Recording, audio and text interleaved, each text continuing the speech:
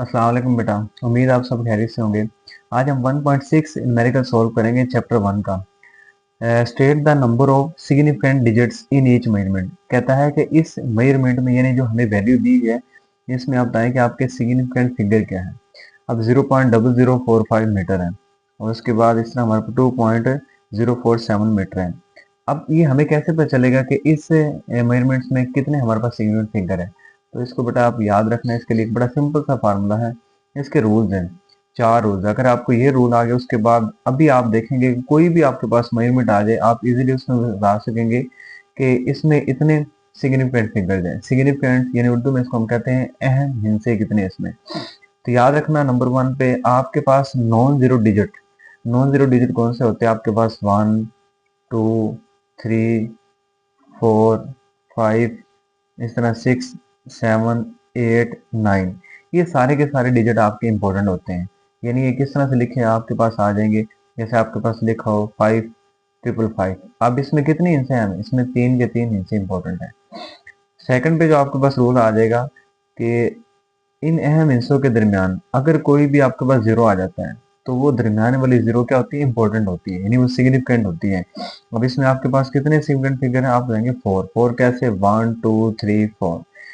तो हमारे पास थर्ड पे रूल क्या है कि आपके सिग्निफिकेंट हिस्से के जो लास्ट में जितने भी जीरो होते हैं सारे के सारे इंपॉर्टेंट होते हैं। आपको पता है कि ये आपकी वैल्यू बड़ी इंपॉर्टेंट है। ठीक है, ये कैसे इंपॉर्टेंट है कि आप पापा से कहते हैं कि पापा मुझे बस ये इतने 5 के बाद 3 जीरो वाला नोट चाहिए। क्या मतलब इसका? 5000। अब देखिए एक जीरो कितनी इंपॉर्टेंट है, इसकी एक जीरो की बहुत ज्यादा अहमियत है। तो अब आप समझ गए हो कि हमारे पास 1, 2, 3, 4, 5, 6। तो 6 के 6 हमारे पास डिजिट इसमें क्या है? इंपॉर्टेंट है।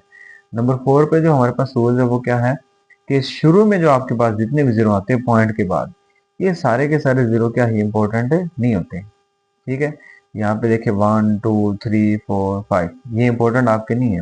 इंपॉर्टेंट आपका सिर्फ यहाँ पे डिजिट जो कौन है वो 1 डिजिट है। इसके अलावा एक आता है साइंटिफिक नोटेशन में लिखा होता है जैसे 2.64 इंटू 10⁻²। अब इसमें जो हमारे पास इंपॉर्टेंट हिस्से हैं तो ये इंपॉर्टेंट जो सिग्निफिकेंट फिगर है हमारे पास ये 3 है। अब आप अगर आपको ये रूल की समझ आ गई तो उसके बाद आपके लिए वैल्यू इनमें से बताना कि इसमें कितने इंपॉर्टेंट हिस्से हैं तो बहुत ही आसान होगा। देखिए अब हमारे पास है 0.0045। अभी मैंने आपको बताया तो इसमें बताएं कितने हैं में से। तो देखिए हमारे पास ये जीरो इंपॉर्टेंट है नहीं, उसके बाद पॉइंट है ये इंपॉर्टेंट है नहीं, ये भी नहीं, तो फिर हमारे पास कितने डिजिट है? 1, 1 और 2। तो हमारे पास इसमें जो सिग्निफिकेंट फिंगर होंगे वो कितने हैं? तो हमारे पास सिग्निफिकेंट फिगर इसमें कितने हैं जी? सिर्फ 2 है। इसी तरह हम इसमें देख लेते हैं हमारे पास इसमें सिग्निफिकेंट फिगर कितने हैं? 2.047। ठीक है, अभी देखें हमने डिस्कस किया था 2.047। अब आपने बस सेकंड रूल को याद रखना है। मैंने क्या बताया था आपको कि जो हमारे पास नॉन जीरो डिजिट है उसके दरमियान में कोई भी हिस्सा होगा वो इंपॉर्टेंट होगा। अब आप कहेंगे कि सर यहाँ पे तो पॉइंट है, तो पॉइंट के बाद आपने कहा था कि डिजिट क्या होता है, वो जीरो जो होते हैं वो इम्पोर्टेंट नहीं होते। देखिए पॉइंट था, पॉइंट कैसे था इधर देख लें आप। पॉइंट के बाद हमारे पास 0.00000 आ रहा है, लेकिन यहाँ पे पॉइंट के बाद अगर ऐसे आ जाए 0 पॉइंट है आपके पास 0.53003। अब देखिए ये आपके पास आ गया एक नॉन जीरो डिजिट, उसके बाद फिर नॉन जीरो डिजिट, और ये आपके पास क्या आ गया? सेंटर में आ रहे हैं यानी दरमियान में आ रहे हैं। तो अब आपके ये सारे के सारे क्या होंगे? इंपॉर्टेंट होंगे। तो इधर हमारे पास कितने इंपॉर्टेंट होंगे जी? 1, 2, 3, 4। हमारे पास इसमें कितने इंपॉर्टेंट है सिग्निफिकेंट फिगर? 4 होंगे। इसी तरह हमारे पास है जी 3.340 मीटर। अब आप इसमें देख ले कितने इंपॉर्टेंट है हमारे पास। ये 1, ये 2 और लास्ट वाला जीरो ये भी इंपॉर्टेंट। तो कितने हो गए हमारे पास इसमें जी? 3 हो गए इंपॉर्टेंट सिग्निफिकेंट फिगर। उसके बाद आप इसमें देख सकते हैं आपके पास कितने हैं? 3.420। ठीक है, उसके बाद 10⁻⁴ हमारे पास। तो अब हमने लास्ट में डिस्कस किया था कि ये वाला भी इंपॉर्टेंट हमारा, ये वाला भी और ये वाला भी और ये लास्ट में आ रहा है। तो कितने हमारे पास इंपॉर्टेंट हो गए इसमें? 4 डिजिट। ठीक है, तो ये इसके आंसर आप अपनी टेक्स्ट बुक से भी देख सकते हैं कि इसमें कौन कौन से हमारे पास इंपॉर्टेंट थे। ये देख लें, पहले का आंसर आपका 2, 4 आया, उसके बाद 3, 4। ये देख लें हमारा भी क्या है?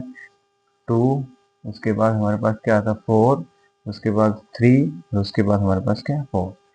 तो इस तरह से आपने इनको अच्छी तरह से प्रिपेयर करना है। नेक्स्ट है हमारे पास राइट इन साइंटिफिक नोटेशन। अब हमने इस वैल्यू को साइंटिफिक नोटेशन में लिखना है 0.0035। दूसरा हमारे पास है 206.4 इंटू 10 की पावर हमारे पास 2 मीटर में लिखा हुआ है।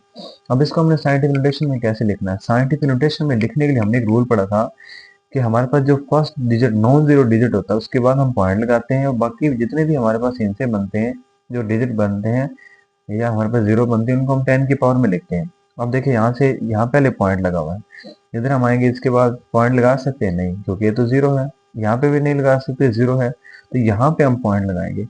अब यहाँ पे हमने पॉइंट लगाया, इसके दरम्यान में हम काउंट करेंगे 1 2 3, तो 3.5 इंटू 10 की पावर 3 लिखेंगे मीटर। अब यहाँ पे आपका क्वेश्चन आएगा सर प्लस लिखेंगे माइनस।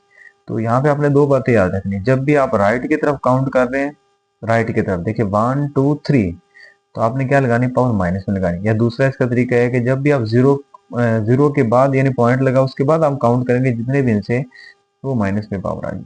अब उसके बाद हमारे पास यहाँ पे क्या है जी 2। अब आपको पता पॉइंट कहाँ पे लगाएंगे, फर्स्ट नॉन जीरो 2.064। अब देखिए पॉइंट यहाँ पे पहले लगा हुआ है और हमने यहाँ पे पॉइंट लगाया, तो इसके दरम्यान में हमारे पास कितने डिजिट आ रहे हैं, इसके दरम्यान में हमारे पास 2 डिजिट आ रहे हैं। तो 10 की पावर हम कितना लिखेंगे 2, और 10 की पावर 2 हमारे पास पहले मौजूद है, तो ये कितना हो जाएगा हमारे पास 2.064 इंटू 10 की पावर 2, और 2 कितना होता है हमारे पास 4 हो जाएगा। तो ये इसका आंसर है। उसके बाद इसी तरह हमारे पास क्वेश्चन नंबर 1.8 है, कहता है राइट यूजिंग करेक्ट प्रीफिक्सेस। अब हमने क्या करना है, इनको प्रीफिक्सेस में लिखना है। तो प्रीफिक्सेस में हम कैसे लिखेंगे, देखिए प्रीफिक्सेस आपने पढ़ा था वहां पे किलो, गीगा, मेगा, मिली, माइक्रो वगैरह। हमने ये देखना है, उस टेबल को पहले हमने याद रखना है। जैसे हमारे पास ये टेबल है, इसकी वैल्यू आपको याद होनी चाहिए कि क्या क्या वैल्यू इसकी आ रही है।